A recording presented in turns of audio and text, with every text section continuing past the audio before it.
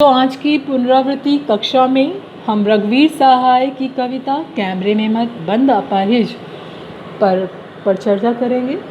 कैमरे में बंद अपाहिज, जैसा कि शीर्षक से ही आपको ज्ञात हो रहा है, कोई अपाहिज है जिसे कैमरे में बंद किया गया है। अब कैमरे में कोई कैसे बंद होता है तो आपको मैं बता दूं कि यहाँ मीडिया है। मीडिया मतलब जनसंचार, जिसे हम लोकतंत्र का चौथा स्तंभ भी कहते हैं।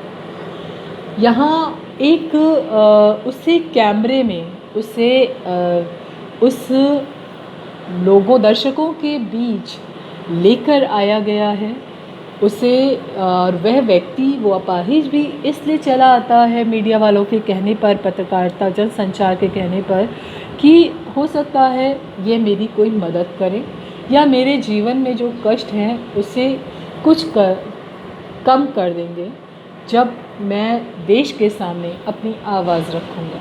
लेकिन जब वह मीडिया के सामने आता है, जब वह न्यूज़ रूम में आता है, वह अपाहिज, उसे बोलने का अवसर ही नहीं दिया जाता। उससे ऐसे सवाल पूछे जाते हैं जो उसके मर्म को, उसकी परेशानियों को और भी ज़्यादा बढ़ा देते हैं। आप देखिए, उसे ऐसे सवाल, ऐसे अमानवीय प्रश्न पूछे जाते हैं। क्या आप अपाहिज हैं?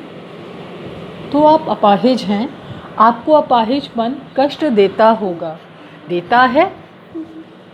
इस तरह के सवाल सुनते ही कोई भी व्यक्ति अपना आत्मविश्वास, और एक ऐसा व्यक्ति जो शारीरिक रूप से अक्षम है और उस अक्षमता को वह झेल रहा है हर दिन, हर समय, उस परिस्थितियों को वह झेलता है, और उसके बाद एक उम्मीद दिखाकर जब लेकर आया गया है, वहाँ उसकी मदद के बजाय उसके ज़ख्मों पर मानो नमक छिड़का जा रहा है।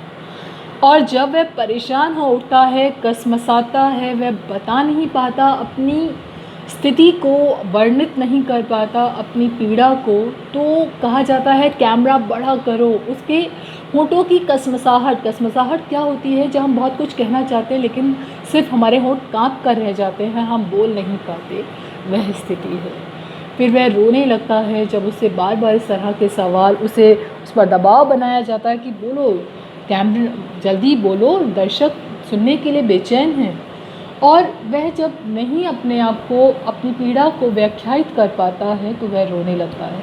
कैमरा बंद कर दिया जाता है क्योंकि पर्दे पर वक्त की कीमत है। यह कहते हुए कैमरा बंद होता है, और जब दोबारा कैमरा चालू होता है तो फूली हुई आंखों की बड़ी सी तस्वीर लोगों के सामने आती है। सामने आता है वह चेहरा जो बहुत बुरी तरह से रोने के बाद, एक बड़ी बड़ी आंखें जिनमें लाल हुई आंखें हैं। दर्शक भी यह देखकर परेशान हो उठता है, एकदम वह भी बेचैन हो जाता, व्याकुल हो उठता है। और मीडिया यही चाहती है दोनों को साथ रुलाना, लेकिन थोड़ी कसर रह जाती है क्योंकि वह नहीं इस लक्ष्य को प्राप्त कर पाते हैं। क्योंकि जनहित का यह कार्यक्रम था, बहुत से लोग इससे जुड़े थे, और इस लोगों के जुड़ने के बावजूद वह अपाहिज अपनी बात को सही से रख नहीं पाया। और चूँकि रील जो चल रही थी वो व्यर्थ ज़ाया हो रही थी उस अपाहिज की फालतू की चीज़ों में, इसलिए उसे बंद कर दिया जाता है, ये कहते हुए कि पर्दे पर वक्त की कीमत है। तुम बोलोगे तो तभी हमें पैसा मिलेगा, नहीं बोल रहे तो इसके ये व्यर्थ का काम नहीं हो पाएगा। क्योंकि मीडिया को अपनी TRP, ट्रेड वैल्यू पॉइंट से ही मतलब है। अगर वो नहीं बढ़ेगी तो चाहे अपाहिज हो या चाहे कोई भी हो, उन्हें किसी से कोई सरोकार नहीं है। उन्हें सिर्फ सरोकार है अपने फ़ायदे से, अपने पैसों से। ठीक है बच्चे? तो यह कह सकते हैं एक क्रूरता, एक अमानवीयता, एक संवेदनहीन समाज की कविता है। वो समाज हमारा मीडिया है, जिसे हम कह सकते हैं जब व्यक्ति को न्याय नहीं मिलता तब न्याय दिलाने का सबसे बड़ा काम यह करती है। अगली कविता है गजानन माधव मुक्तिबोध की सहर्ष स्वीकारा है। एक होता है स्वीकारना, दूसरा है सहर्ष स्वीकारना। गजानन माधव मुक्तिबोध की जो जिसको वो संबोधित करते हैं, जो उनका संबोध्य है, वो कौन है? वह माँ, पत्नी, सहचरी, कोई भी हो सकता है इनमें से, क्योंकि उन्होंने कहीं पर डिफ़ाइन नहीं किया, इसको व्याख्यायित नहीं किया कि वह कौन है। वे कहते हैं उनके बारे में पहले उसकी विशेषताएं बताते हैं कि गर्वीली गरीबी जो मिली, ये गर्व सहित अपनाई हुई गरीबी, ये विचार, अनुभव, दृढ़ता, ये सब मेरे मौलिक हैं। मौलिक इसलिए हैं क्योंकि ये सब मैंने गरीबी में रहकर झेले हैं, सीखे हैं। और फिर वो कहते हैं अपने उस संबोध्य को चित्रित करते हैं और कहते हैं कि व्याख्यायित करते हुए कि वो न जाने कौन सा रिश्ता, इतना प्यार, इतनी ममता, हर टाइम, हर समय मुझ पर वह तुम्हारा जो प्यार है उमड़ता रहता है। जैसे चंद्रमा धरती के अंधकार को दूर करता है, वैसे ही तुम्हारा प्यार मेरे अंदर के नकारात्मक चीज़ों को दूर करता है। फिर अचानक वो कहते हैं मुझे दंड दो।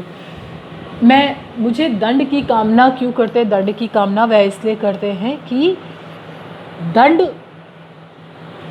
दंड की कामना वह इसलिए करते हैं क्योंकि वह उस अपने प्रिय को छोड़ कर जाना चाहते हैं। और छोड़ना क्यों चाहते हैं? क्योंकि उन्हें लगता है कि उसके साथ रहते रहते वह चीज़ों से जूझ पड़ी थी आपने कहानी, जूझ नहीं पाते, उनके अंदर की आत्मा मानो कमज़ोर हो रही है, वो हर स्थिति में एक सहारा ढूंढने लगी है।